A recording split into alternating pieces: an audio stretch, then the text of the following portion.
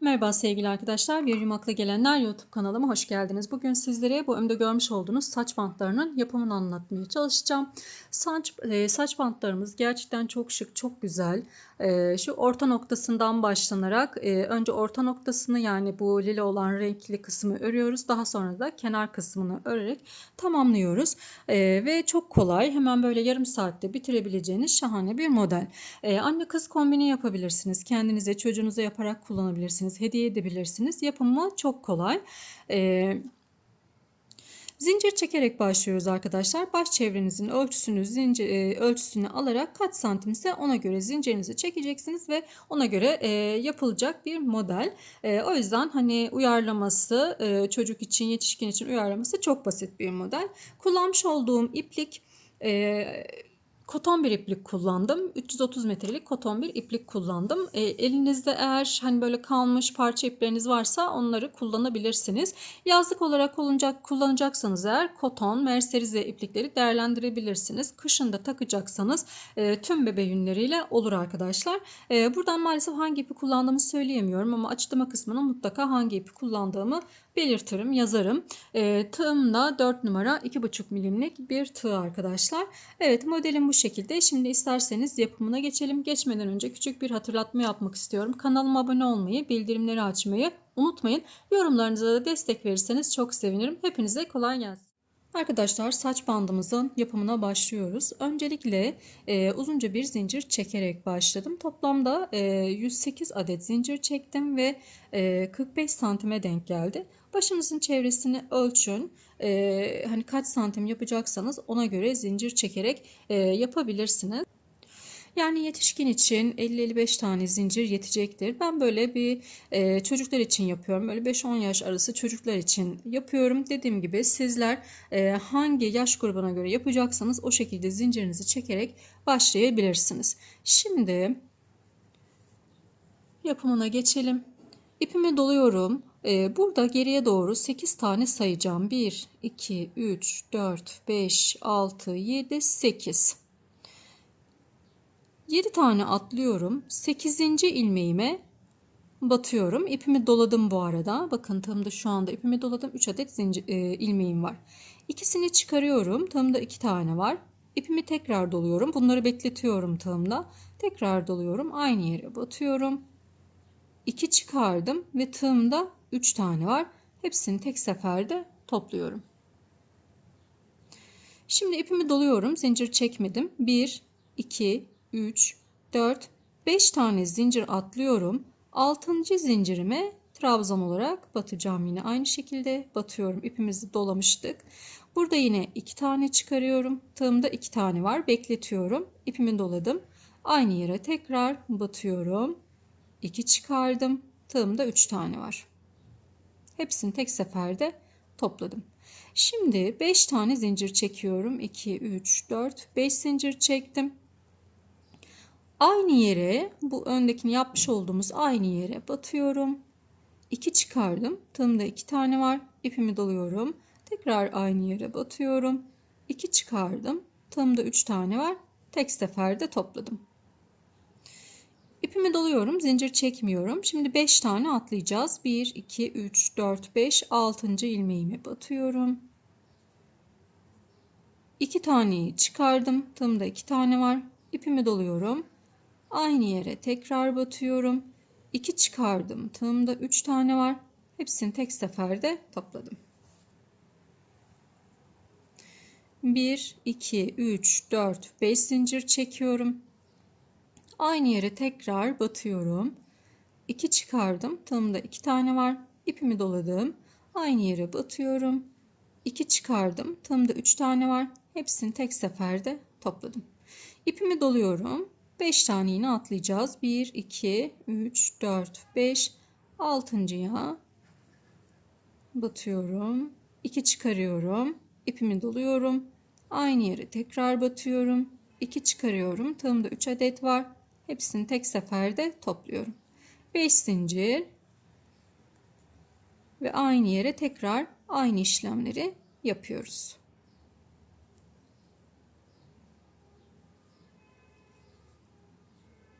Evet. Yani aynı yere batışlarda arada 5 zincir çekiyoruz. Atlama yerlerinde zincir çekmiyoruz. Evet, şimdi sıra sonuna kadar bu şekilde ilerleyeceğiz.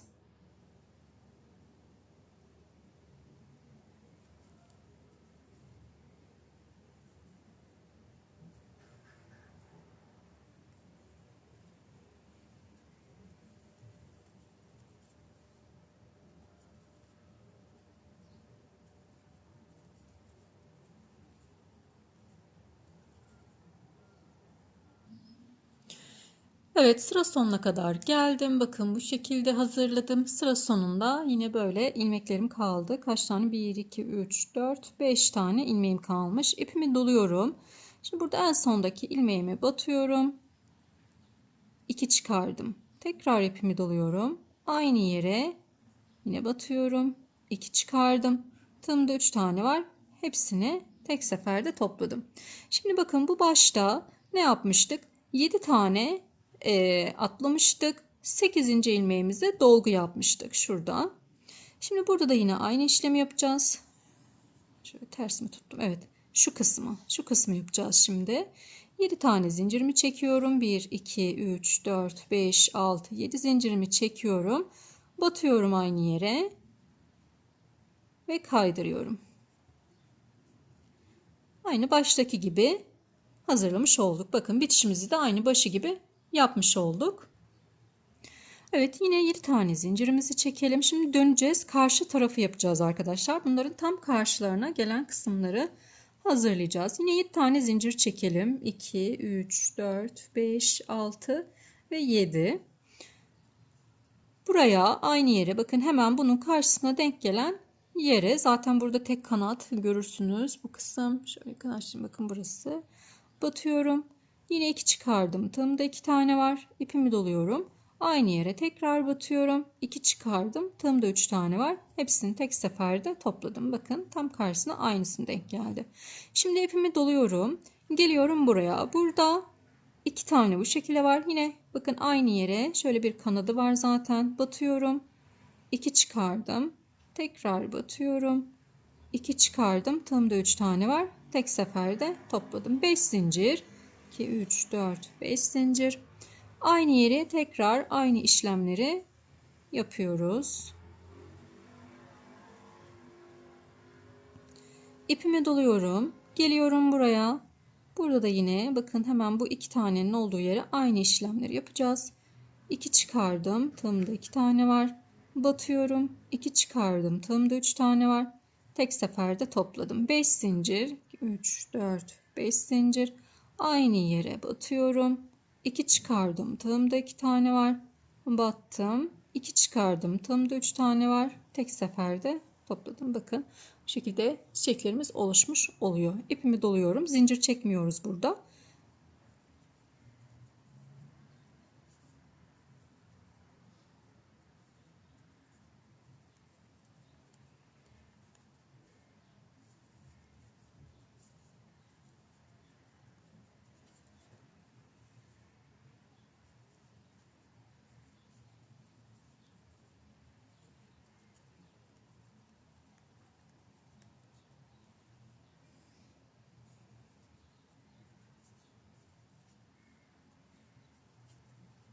Evet, sıra sonuna kadar gelelim. Yine sıra sonuna kadar geldim. İpimi doluyorum. Burada yine batıyorum. Tığımda 2 tane var. Tekrar batıyorum. Tığımda 3 tane var. Tek seferde çıkarıyorum. 1, 2, 3, 4, 5, 6, 7. Başlarken 7 taneydi. 7 tane zincirimi çekiyorum ve hemen şu zincirimizin dip kısmına kaydırmayla batıyorum arkadaşlar. Bir tane de zincir çektim. Ve ipimi burada keseceğim. Makasımı alıp şimdi kenar kısmıyla devam edeceğiz. Şöyle ama bir göstermek istiyorum sizlere. Bakın. Renk de çok yakıştı. Gayet güzel oldu. Şimdi kenar kısmına geçelim. Evet, şimdi bu başlangıç yerimizde bakın 2 tane böyle boşluğumuz var. Bu taraftakinden başlayacağız. Şuradan ilmeğimi alıyorum. Böyle bir zincir çektim. Tekrar aynı yere sabitleme yaptım. Bu ipimi buraya iyice bağlamış oldum. Artık burada herhangi bir sökülme olmayacaktır arkadaşlar. Şöyle bir tane de zincir çekiyorum ve diğer yanındaki kısma geliyoruz. Bakın burada başladım bir zincirle birlikte. Sık iğne yaptım, bir tane ipimi sabitledim, bir zincir çektim ve bu kısımla başlıyoruz. Şimdi bir tane trabzan yaptım buraya, yanındakine 1 2 3 4 zincir çekiyorum. Bu 4 zincirimizin hemen dip kısmında şöyle 2 tane kanadımız mevcut. Bakın burada alıyorum ve içinden çıkarıyorum. Bir zincir, ipimi doluyorum, aynı yere tekrar trabzanımı yapıyorum. Zaten bu trabzanımızı yapmış olduğumuzda şu 2 tane, hani zincirin dibindeki 2 kanat dediğim var ya arkadaşlar, bakın bu kısım. 1 2 3 4 zincir, bu 2 kanadı alıyorum, içinden çıkardım ve kaydırdım. Bir zincir, aynı yere tekrar batıyorum. Burada yani pıtırcıklar oluşturuyoruz. 2 tane yaptım. Üçüncüyü yapıyorum. 3 4 zincir çekiyorum. Tekrar bu 2 kanadından aldım. Ve bu şekilde pıtırcığımızı oluşturduk. Bir zincir, tekrar batıyorum. Trabzan yaptım. 4 zincir ve bu 2 kanadından alıyorum ve kaydırıyorum. Bir zincir ve aynı yere tekrar bir tane daha trabzan yaptım. Sondaki yapmış olduğumuz trabzana pıtırcık yapmıyoruz. Toplamda 4 tane pıtırcığım olmuş olacak burada. Şimdi bir zincir çektim. Yandakine sık iğne yapıyorum. Tekrar bir zincir çekiyorum. Ve diğer boşluğa geçeceğiz. Şöyle ipimi de açayım biraz. Evet, bu boşluğa geliyorum. Aynı işlemleri burada da yapıyoruz. Önce bir trabzan yapıyorum. 2 3 4 zincir ve bu 2 kanadını alıyorum, kaydırdım. İpimi doluyorum. Tekrar aynı yere, arada bir tane zincirimiz var. Bir zincir, aynı yere trabzan yapıyorum. 1 2 3 4 zincir çekiyorum. 2 kanadından aldım, kaydırdım. Bir zincir. Aralarda hep bir tane zincirimiz var.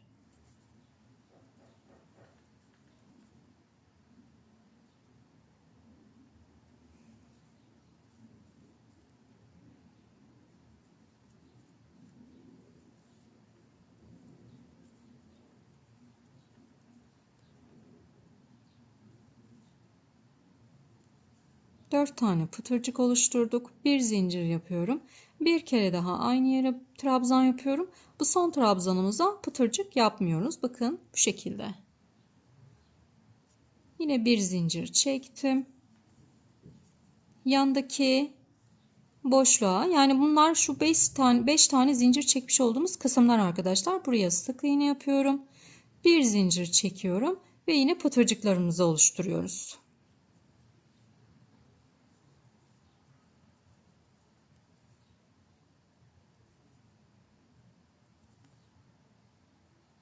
Dört zincir çektik orada. 2 kanadından aldım. Pıtırcığımı oluşturdum. Bir zincir. Önce trabzanımızı yapıyoruz.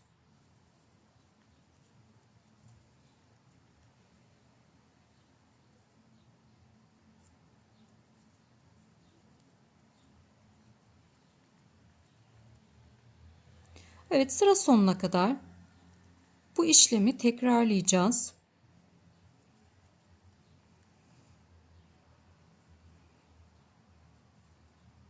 Şimdi göstereceğim. Evet, 4 tane pıtırcığımızı yaptık. Buraya kadar bakın, şu sondan bir öncekine gelene kadar aynı işlemleri tekrarlayarak ilerleyelim. Evet, şimdi bakın ilerledim. Çok da güzel oldu. Şimdi sondan 2 tane kalana kadar geldim. Yine buraya sık iğnemi yapıyorum. Bir zincir, geldim sondakine. Şu son ikisini beraber yapacağız. Evet. Pıtırcıklarımızı yapmaya başlayalım. Birinci pıtırcığım. Aralarda bir zincirimiz var. İkinci pıtırcığım, bir zincir,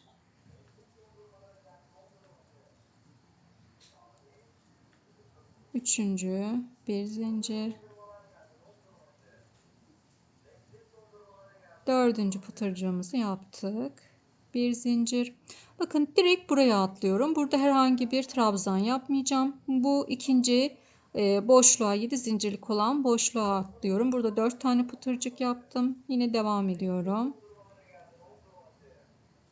4 tane pıtırcık da burada yapacağım. Yine aralarda bir tane zincirimiz olacak arkadaşlar. Şöyle ki bir zincir. Evet, burada 8 tane pıtırcığımızı oluşturduk. Bakın 2, 4, 6 ve 8. En son trabzanımızı yapıyorum. Evet. Şimdi bir tane zincir çektim ve yine sık iğne yapıyorum. Yine bir zincir ve devam ediyoruz. Yine dörder tane pıtırcıklar yaparak hemen bu karşılarına denk gelecek şekilde olacak. Karıştırma yapmayalım arkadaşlar. Yine pıtırcıklarımızı yapıyoruz.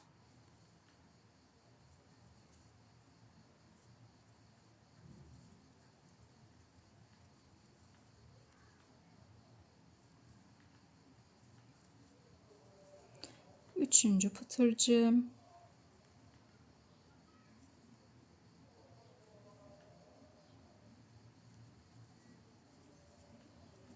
Ve dördüncü pıtırcığım.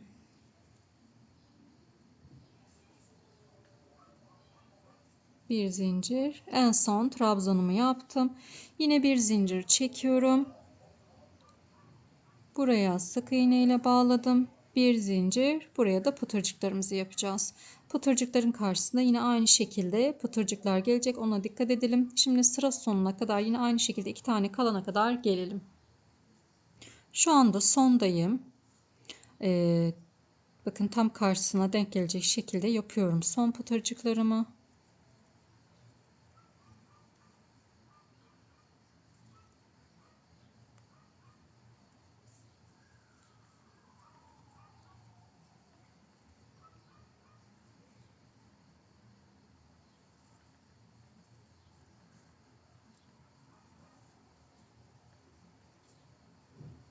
Evet. Şimdi sondaki 2 tane olan bu 7 zincirlik olan kısımdayım. Burada bir zincir çektim. Buraya sık iğnemi yapıyorum. Bir zincir daha çekiyorum ve diğer başta 8 tane pıtırcık yapmıştık arkadaşlar. Burada da yine aynı şekilde 8 tane pıtırcığımız olana kadar yapacağız.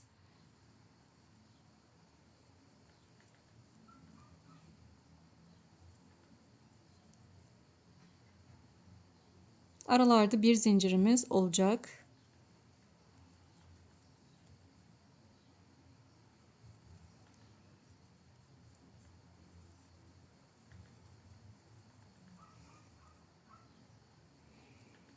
Üçüncü pıtırcığım, dördüncü pıtırcığımı yapıyorum.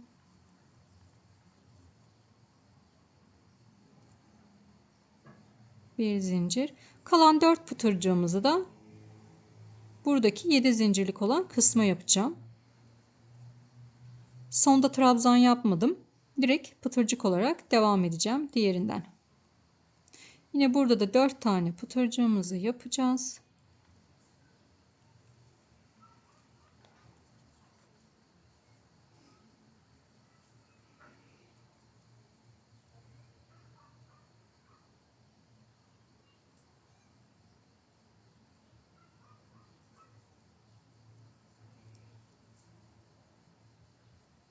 Altı, yedinci pıtırcığım,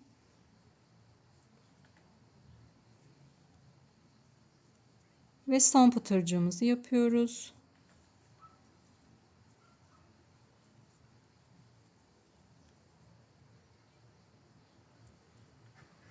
Evet, bir zincir. Sondakine de bir tane trabzan yapıyorum en sona da.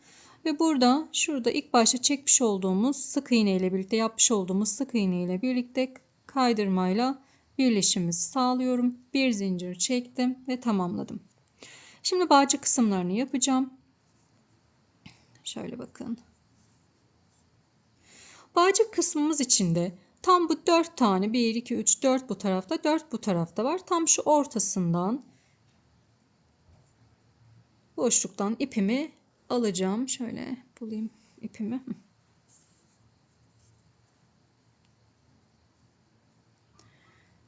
Aldım. Bir zincir çektim. Aynı yere tekrar battım. Ve bunu iyice buraya sabitledim. Bunu da zincirlerimizi çekerken bunu da örüyorum içinde. Toplamda 75 tane zincir çekeceğim. Buradaki zincir uzunluğunu siz kaç santim, ne kadar istiyorsanız ona göre ayarlayabilirsiniz arkadaşlar. Eğer daha fazla uzun istiyorsanız 80-85 tane zincir çekebilirsiniz. Tamamen size bağlı. Şimdi ben 75 zincir çekip geliyorum. Evet, 75 zincirimi çektim. Şimdi ipimi doluyorum. 1, 2, 3 ve dördüncüye batıyorum, uzattım. 2 çıktım, tığımda 2 tane var. Tekrar ipimi doluyorum. Aynı yere tekrar batıyorum, uzatıyorum. 2 çıkarıyorum, tığımda 3 tane var. İpimi doladım. Aynı yere tekrar batıyorum. 2 çıkardım. Tığımda 4 tane var. İpimi doluyorum. Tekrar aynı yere batıyorum. Uzatıyoruz ilmeklerimizi yukarıya doğru. 2 çıkardım. Tığımda 5 tane var. 5 tane olana kadar bir işlemi yapıyoruz. Daha sonrasında içinden çıkardım. 1, 2, 3, 4 zincir çekiyorum. Hatta 5 zincir çekiyorum ve aynı yere kaydırmayla bağlıyorum arkadaşlar. Bir zincir çektim. İpimi kestim. Buradaki bu zincirimizi de şöyle arka kısmında ilmeklerin içerisinde yürütebilirsiniz.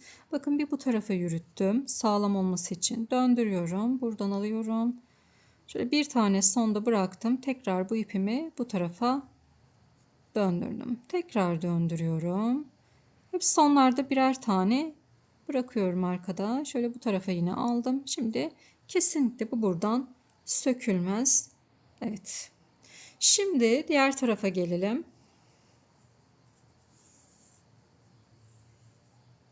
İsterseniz buradan aşağıya kaydırmayla bu zincirinizi buraya kadar da inebilirsiniz. Tamamen sizin tercihiniz. Ben böyle zincir çektim ve bıraktım. Geldim bu kısma. Buraya. Yine burada 1, 2, 3, 4 tane pıtırcığımızın arasına yapıyorum. 4 bu tarafta, 4 bu tarafta kalacak. Yine aldım. Tekrar aynı yerden batıyorum.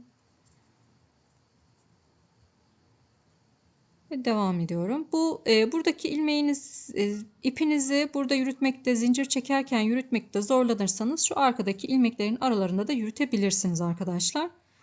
Yine 75 tane zincir çekeceğim.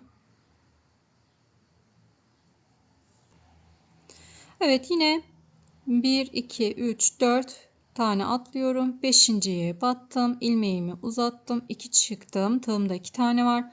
Aynı yere tekrar batıyorum. İpimizi doladık. 2 çıktım. Tığımda 3 tane var. İpimi doluyorum. Aynı yere tekrar batıyorum. 4 tane var. İpimi doluyorum. Aynı yere tekrar batıyorum. Çıkardım. Tığımda 5 tane var. Hepsini tek seferde topladım. 5 zincir. 2, 3, 4, 5 zincir. Dibine batıyorum ve kaydırdım. Bir zincir çektim ve ipimi kesiyorum. Şimdi saç bandımızdaki tüm ipleri gizleyip bir de bir buharlı ütü verip son halimizle bir gelelim. Evet arkadaşlar, saç bandımı hazırladım. Çok şık, çok güzel bir model oldu.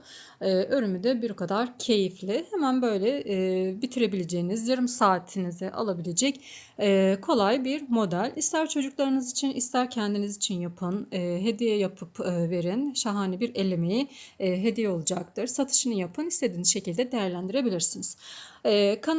Buraya kadar izlediyseniz ve kolaylıkla yapabildiyseniz çok iyi. Eğer şaşırdığınız bir yer olursa, takıldığınız bir yer olursa mutlaka benimle paylaşın yorumlarda. Elimden geldiğince yardımcı olmaya çalışacağım. Kanalıma abone olmayı, bildirimleri açmayı unutmayın. Hepinize kolay gelsin.